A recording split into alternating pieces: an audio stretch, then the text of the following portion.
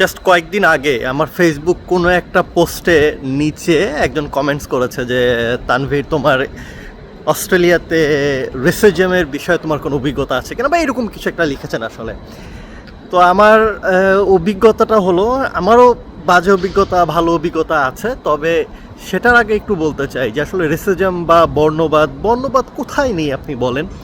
হ্যাঁ, আপনি উন্নত দেশগুলোতে হয়তো বা বর্ণবাদ আছে, অনেক বেশি আছে, আবার অনেক জায়গায় অনেক কম আছে।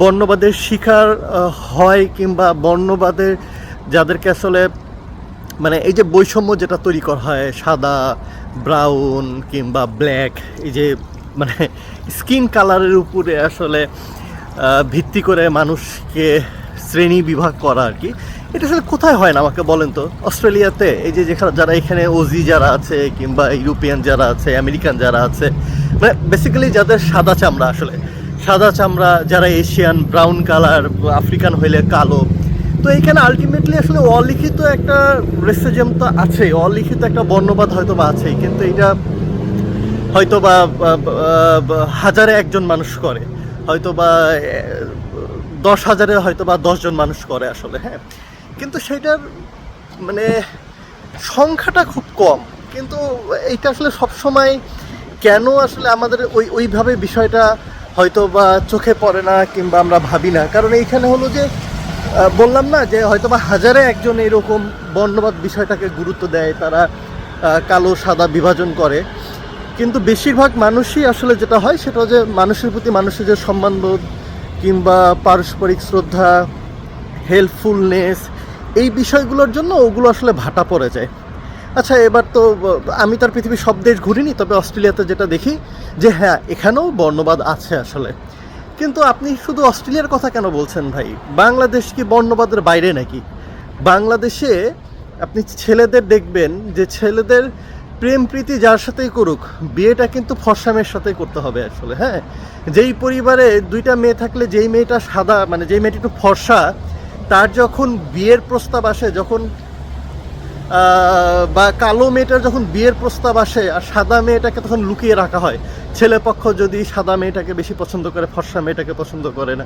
আপনি দেখবেন বাংলাদেশের ম্যাক্সিমাম ছেলের মায়েদের কথা, না না আমার ছেলের বউ হতে হবে ফর্সা দবদবা। বাংলাদেশের সেনাবাহিনীর ভিতরে দেখবেন 100-এর ভিতর 98% সবগুলা বই ধবধবা ধলা। কালো মেয়ের কেউ বিয়ে করে না, মানে ছেকে ছেকে বেছেই সাদা মেয়েগুলো বিয়ে করে। সো আপনি বিদেশের দিকে কেন তাকাচ্ছেন? আপনি কেন বলছেন অস্ট্রেলিয়া, আমেরিকা, ইউরোপে বর্ণবাদ বেশি? আমার কাছে তো মনে হয় বাংলাদেশে বর্ণবাদ অনেক বেশি আর কি।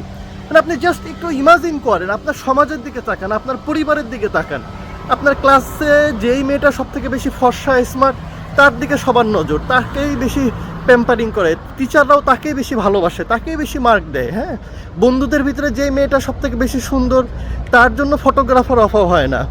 বান্ধবীদের ভিতরে যেই ছেলেটা বা যেই মেয়েটা সব থেকে বেশি সুন্দর, তার প্রেমিকার অভাব হয় না আসলে। হ্যাঁ, তো সবাই দিন দিন শেষে দেখবেন যে আমরা নিজেরও ভয়ঙ্কর টাইপের বর্ণবাদ, আসলে ভয়ঙ্কর টাইপের বর্ণবাদ, আমরা বাঙালিরাই ভয়ঙ্কর টাইপের বর্ণবাদ।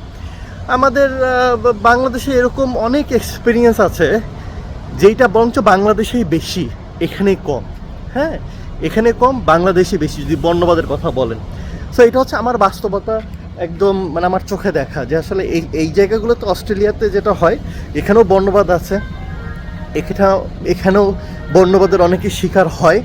কিন্তু আমাদের বাংলাদেশে যেটা হয়, বাংলাদেশে আসলে এই বিষয়গুলো, এগুলো যে বর্ণবাদ, এই যে ফর্সা মেয়ের প্রতি বেশি গুরুত্ব, ছেলেটা যদি একটু ফর্সা হয়, একটু স্মার্ট হয়, তার পিছনে মেয়েরা লাইন ধরে যায়, ফর্সা মেয়ে ছাড়া আমার ছেলের বিয়ে দিব না। তো এগুলো কি? এগুলো ধরে নিই যে এগুলো তো, এটা তো এইরকমই নিয়ম, আমরা তো সবাই ফর্সা, আমরা তো ভালো সুন্দর মেয়েই তো চাই।